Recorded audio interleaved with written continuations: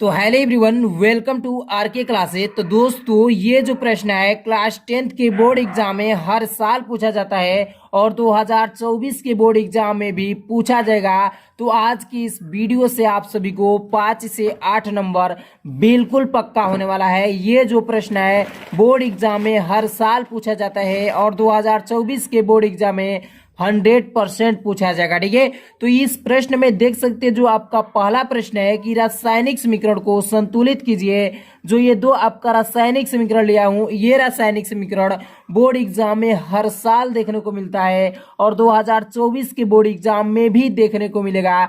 इसलिए मैं चाहता हूं कि इस प्रश्न को आप लोग बिल्कुल तैयार कर लीजिए, क्योंकि इस प्रश्न से आपको बोर्ड एग्जाम में 5 से 8 नंबर बिल्कुल पक्का हो जाएगा। ठीक है, तो ये जो आपको रासायनिक समीकरण जो लाया हूं, दो कि आपको समीकरण को संतुलित करना है। और 2 नंबर में जो आपका प्रश्न है देख सकते हैं कि ऊष्माक्षेपी एवं ऊष्माशोषी अभिक्रिया का क्या अर्थ है, उदाहरण सहित समझाइए। एकदम बिल्कुल ऐसा तरीका से समझाने वाला हूं कि आप इसे कभी नहीं भूलेंगे। तो सबसे पहले हम पहला प्रश्न पर बात करते हैं कि रासायनिक समीकरण को कैसे संतुलित करना है। एकदम इजीली तरीका से, एक बार देखने के बाद आप कभी नहीं भूलेंगे। तो सबसे पहला जो आपका रासायनिक समीकरण है कि एफ आई जो है इसमें आयरन है, ये एस लिख दिया हूं, इसका मतलब सॉलिड होता है यानी ठोस।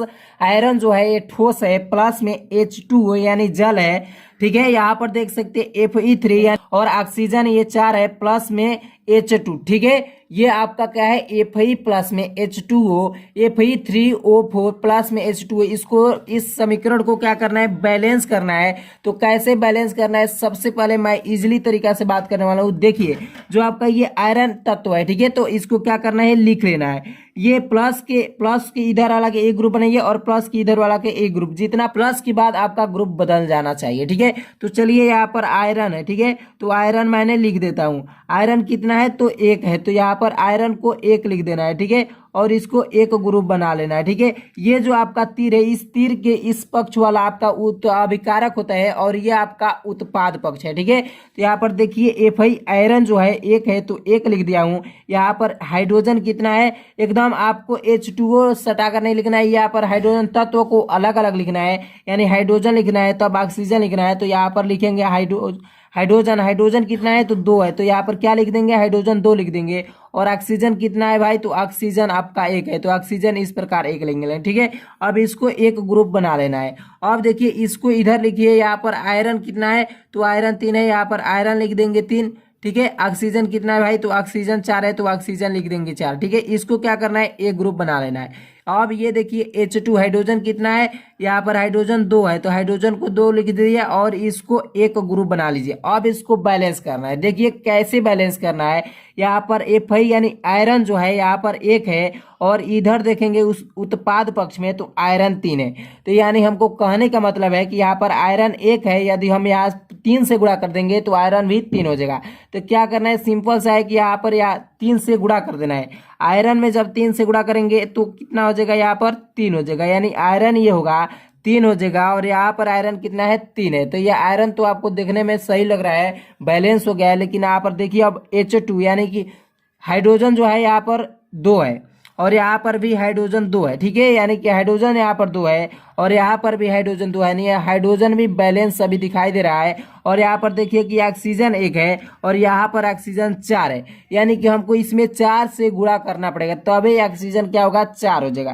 तो यहाँ पर हमने 4 से गुणा कर दिया। तो देखिए इसमें 4 से गुणा करने का मतलब हुआ कि केवल ऑक्सीजन में ही नहीं 4 से गुणा होगा, बल्कि इस ग्रुप के सारे तत्व से गुणा हो जाएगा। तो इस ग्रुप में हाइड्रोजन भी है, तो हाइड्रोजन में भी 4 से गुणा हो जाएगा। तो हाइड्रोजन पहले से ऑलरेडी 2 है और 4 से गुणा होगा तो कितना हो जाएगा, 8 हो जाएगा। ठीक है, 4 दूनी 8 हाइड्रोजन हो गया और ऑक्सीजन कितना हो जाएगा, 4 हो जाएगा।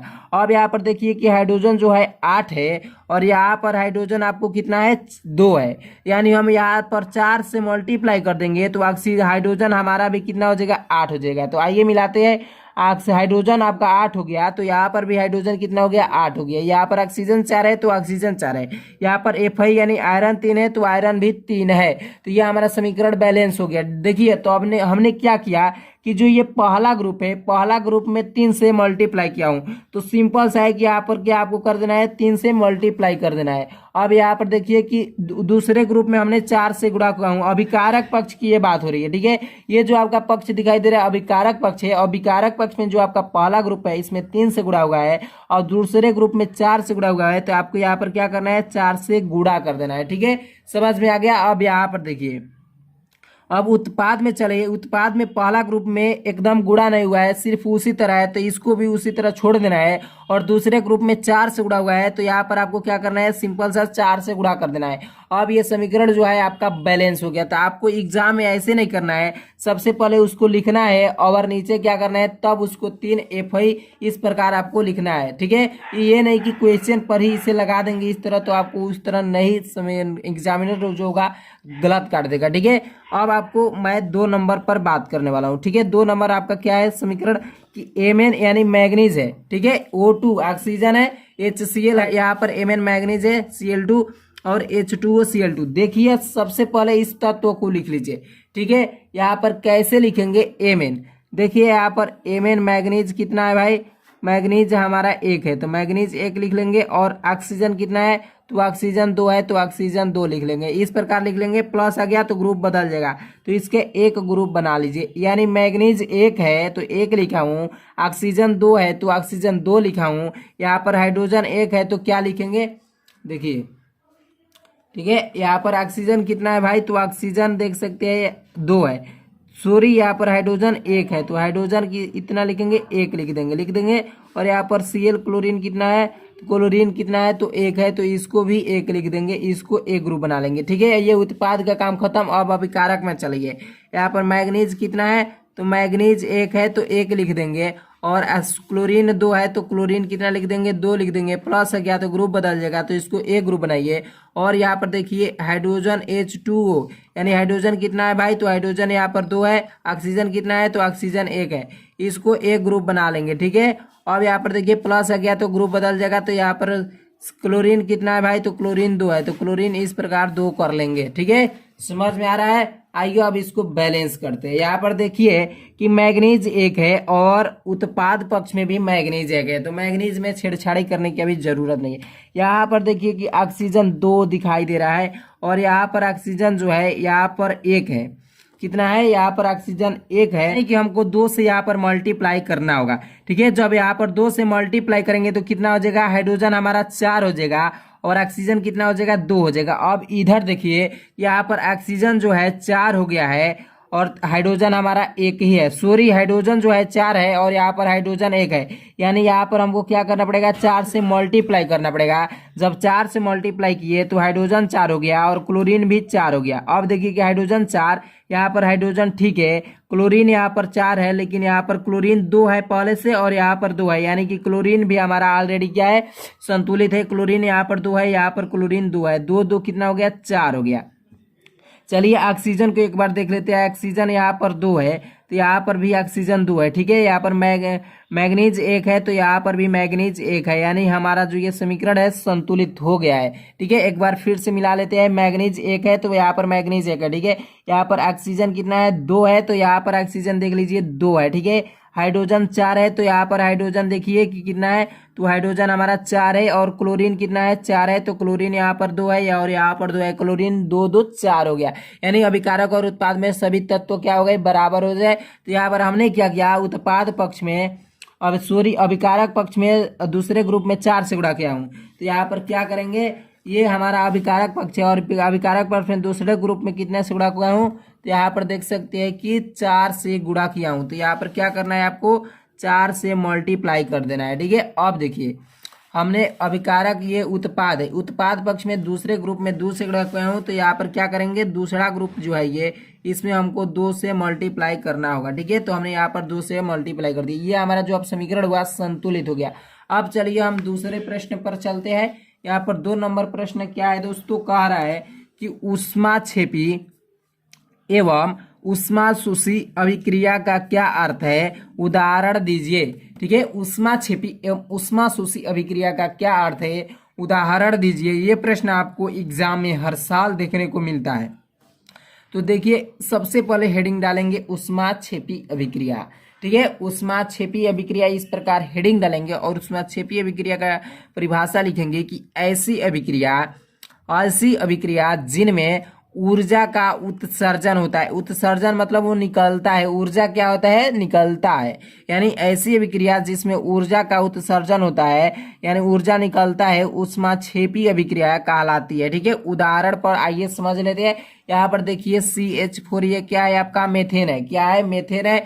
और यहाँ पर ये दो दो दिखाई दे रहा है, इसको अभी ध्यान में दीजिए। ये समीकरण को बैलेंस किया गया है, इस पर ध्यान दीजिए। ये आपका कितना है, O2 ऑक्सीजन है।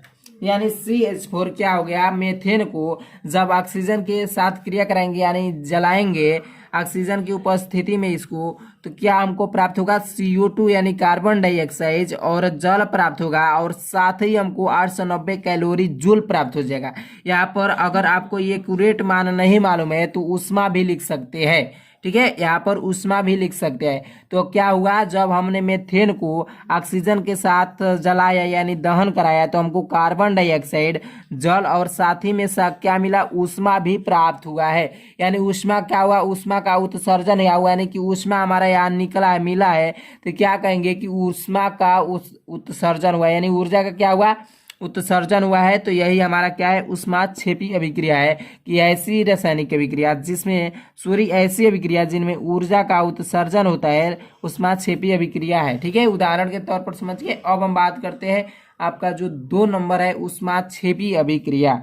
देखिए एक दूसरे के विपरीत है। ऊष्माशोषी अभिक्रिया है कि ऐसी अभिक्रिया है जिनमें ऊर्जा का अवशोषण होता है। इसमें ऊर्जा का क्या होता है, अवशोषण होता है। उसमें ऊर्जा का उत्सर्जन होता था यानी ऊर्जा उसमें से निकलता था, इसमें ऊर्जा अवशोषण हो रहा है तो उसे ऊष्माशोषी अभिक्रिया कहते हैं। जिसमें ऊर्जा का अवशोषण हो उसे ऊष्माशोषी, और जिसमें ऊर्जा का उत्सर्जन हो उसमें ऊष्माक्षेपी। ठीक है, तो यहाँ पर देखिए उदाहरण के तौर पर इसे समझ लेते हैं। जब ये हमारा नाइट्रोजन है, ये ऑक्सीजन है। ठीक है, नाइट्रोजन ऑक्सीजन को जब 180.5 कैलोरी जूल के साथ क्रिया कराएंगे तो हमको नाइट्रस ऑक्साइड मिलेगा। ठीक है, नाइट्रस ऑक्साइड मिलेगा। ये 2 जो दिखाई दे रहा है ये बैलेंस किया गया है समीकरण को, इससे घबराने की बात नहीं है। क्या हुआ, जब नाइट्रोजन और ऑक्सीजन को 180.5 कैलोरी जूल के साथ अभी क्रिया कराया गया तो हमको नाइट्रस ऑक्साइड का प्राप्त हुआ। ठीक है, तो यही हमारा क्या हो गया, ऊष्माशोषी अवशोषण। ठीक है, ऊष्माशोषी अभिक्रिया ये है। दोस्तों उम्मीद करता है कि ये वीडियो आपको अच्छी लगी होगी। अगर वीडियो ये अच्छी लगी हो तो वीडियो को लाइक कर दीजिए। अगर चैनल पर पहली बार आए होंगे तो प्लीज चैनल को भी सब्सक्राइब करके साथ ही साथ बेल आइकन की घंटी को भी हिट कर लीजिएगा। ठीक है।